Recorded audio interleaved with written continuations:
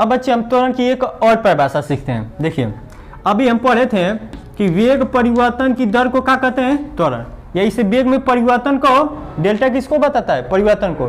तो वेग में परिवर्तन को या वेग में परिवर्तन कहिए या वेग में वृद्धि कहिए, बात दोनों तो एक ही है। तो वेग में परिवर्तन की दर को क्या कहते हैं, त्वरण कहते हैं।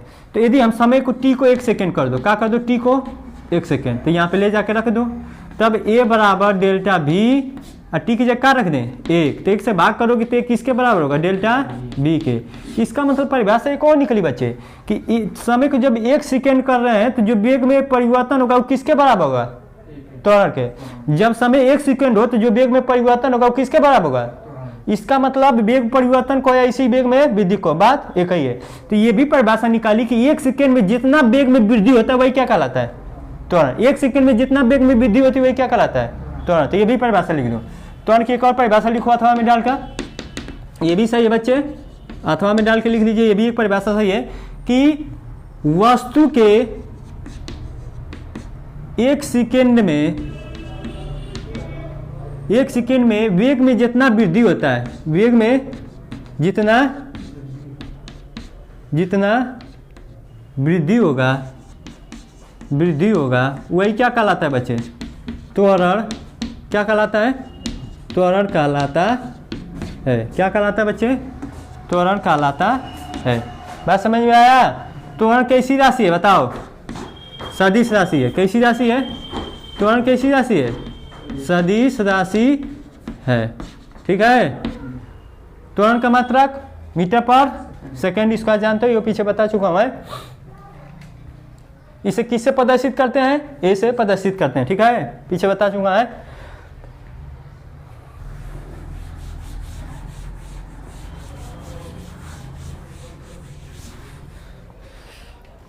देखो अब बच्चे हम पढ़ने वाले त्वरण कितने प्रकार के हैं बताओ, त्वरण कितने प्रकार के होते हैं।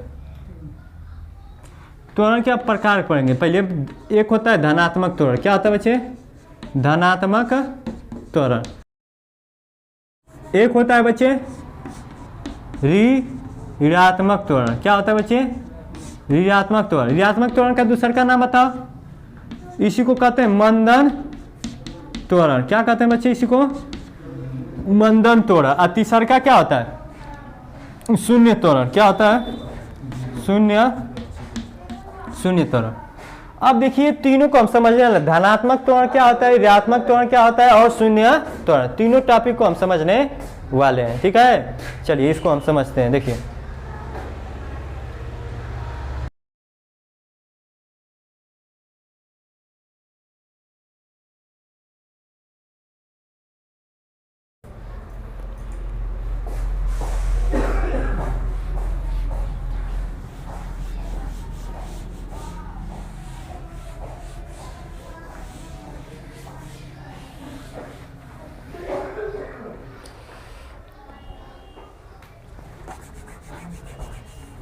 देखो अब बच्चे आप बात आती है किसकी, धनात्मक त्वरण। धनात्मक त्वरण होता क्या है, ध्यान समझिएगा।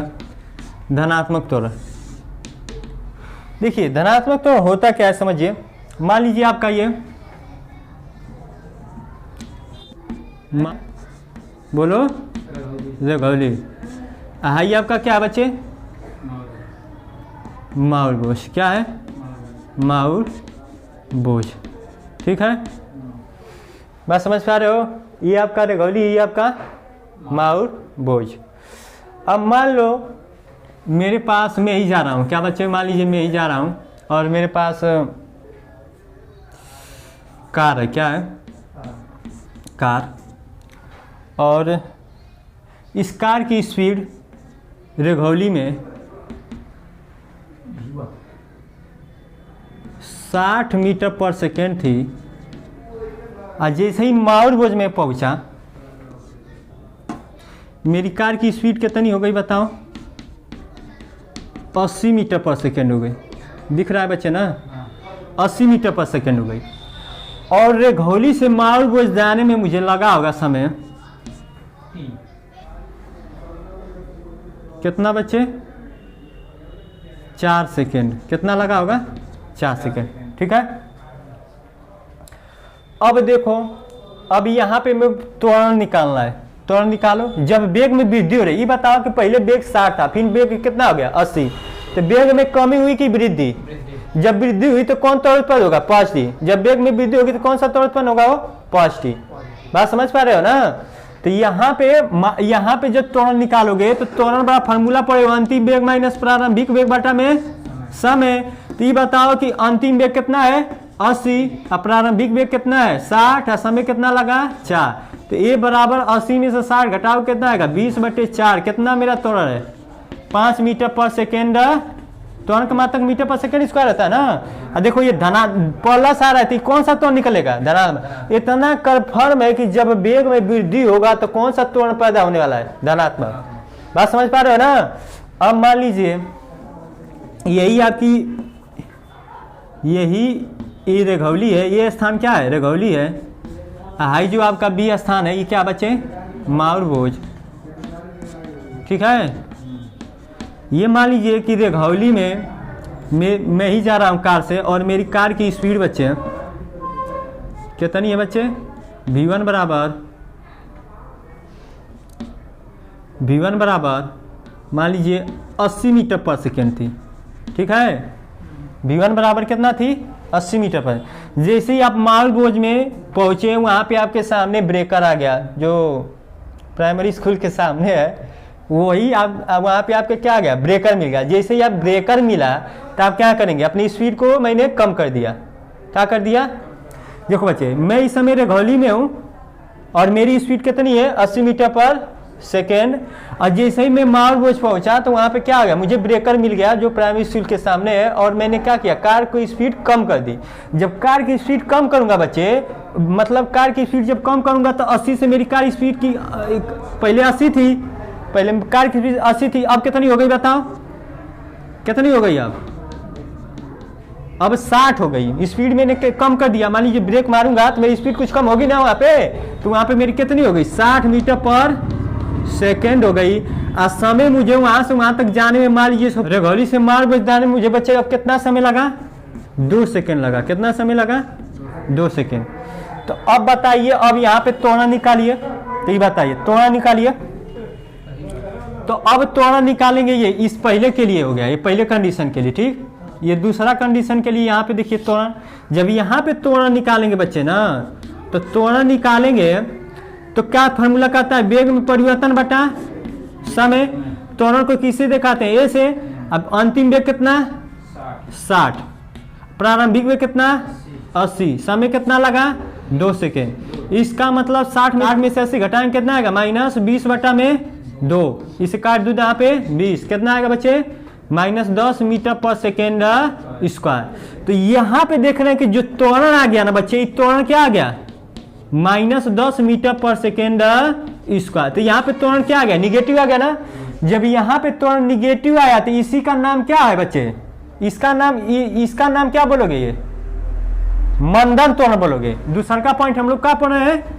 मंदन त्वरण। कौन सी हेडिंग हम लोग दूसरा का पढ़ रहे हैं? मंदन त्वरण। देखिए ये दूसरा का उदाहरण दे रहा हूं, मंदन त्वरण का उदाहरण। जब त्वरण निगेटिव आ गया तो इसी त्वरण का नाम क्या आता है? मंदन त्वरण। इसी को और भी बोलते हैं ऋणात्मक त्वरण। ऋणात्मक त्वरण को या मंदन त्वरण को, बात दोनों तो एक ही है। तो बात समझ में आया? धनात्मक और ऋणात्मक मंदन त्वरण में इसका मतलब जब वेग में वृद्धि हो जाए, 60 से 80 हो जाए, तो कौन सा त्वरण उत्पन्न होगा? धनात्मक। और जब वेग में कमी हो जाए, पहले 80 था फिर बाद में घट के 60 हो गया, तब कौन सा त्वरण उत्पन्न होगा? मंदन त्वरण। या ऋणात्मक त्वरण बोलो या इसी का नाम ऋणात्मक त्वरण बोलो या इसी का नाम क्या कहलाता है? मंदन। तो इतनी बात समझ में आया कि धनात्मक त्वरण किसे कहते हैं? जब वेग में वृद्धि हो जाए तो कौन सा त्वरण उत्पन्न? धनात्मक। अब मंदन त्वरण किसे कहते हैं? जब वेग में कमी हो तो कौन सा त्वरण? मंदन त्वरण। अब तीसरा की पॉइंट आती है बच्चे शून्य त्वरण की। पहला पॉइंट बता दिया, दूसरा का हो गया। तीसरा का देखो शून्य त्वरण।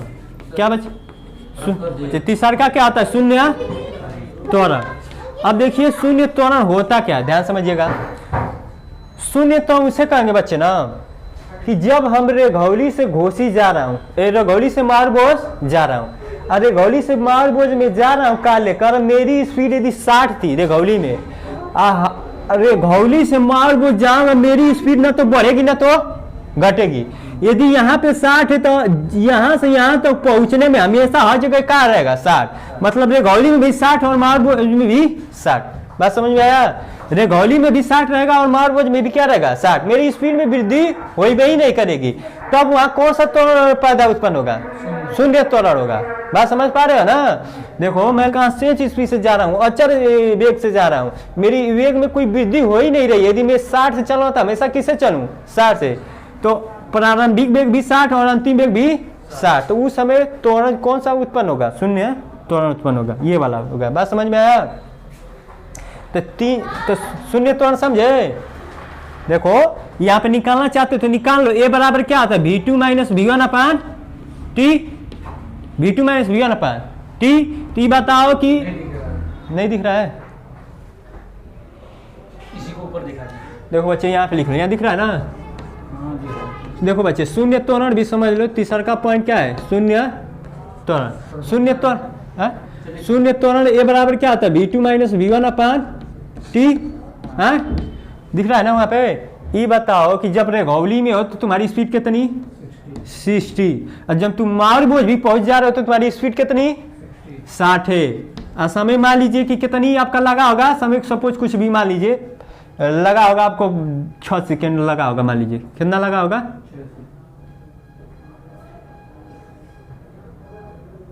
6 सेकेंड मान लीजिए। तो ये बताइए 60 में से 60 घटाएंगे तो कितना आएगा? 0। और 0 में 6 का भाग करेंगे कितना आएगा? 0 में 6 का भाग करेंगे कितना आएगा? इसका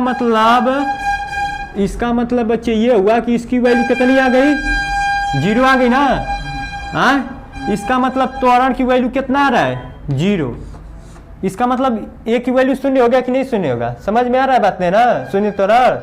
हाँ, तो ये बताओ कि धनात्मक त्वरण, मंदन त्वरण, ऋणात्मक त्वरण समझ में आया? धनात्मक त्वरण सर कब? कि जब वेग में वृद्धि हो तब। ऋणात्मक या मंदन त्वरण तो कब? जब वेग में कमी हो तब, मतलब वेग घट रहा है, ठीक है। और शून्य त्वरण कब? जब कोई कांस्टेंट वेग से जाए तब। बात समझ में आ रहा है? जैसे मान लो तो लीजिए मैं ही मोटरसाइकिल चला रहा हूँ, और मोटरसाइकिल क्या होगा? एक्सीलरेटर लूंगा तो क्या उत्पन्न होगा वहां पे? फटाक दे बताओ। जब एक्सीलरेटर लूंगा तो वेग में वृद्धि होगा ना? हाँ, धनात्मक। और जैसे आप एक्सीलरेटर कम करेंगे तो वहां से कौन त्वरण उत्पन्न होगा? हाँ, वेग में कमी होगी ना, तो वहां पे पक्का कौन सा उत्पन्न होगा? मंद। और जब आप ही ना तो एक्सीलरेटर को ज्यादा ले रहे हैं ना एक्सीलरेटर कम ले रहे हैं, एकदम कांस्टेंट स्पीड से चला रहे हैं, तो आपको कौन सा उत्पन्न होगा? हाँ, जब एक्सीलरेटर ज्यादा तो समझिए धनात्मक त्वरण। जब एक्सीलरेटर को क्या करेंगे? कम करेंगे, तो वहां पे पक्का कौन सा उत्पन्न होगा? मंदन। और जब कांस्टेंट स्पीड चलाएंगे तो वहां कौन सा उत्पन्न होगा? शून्य।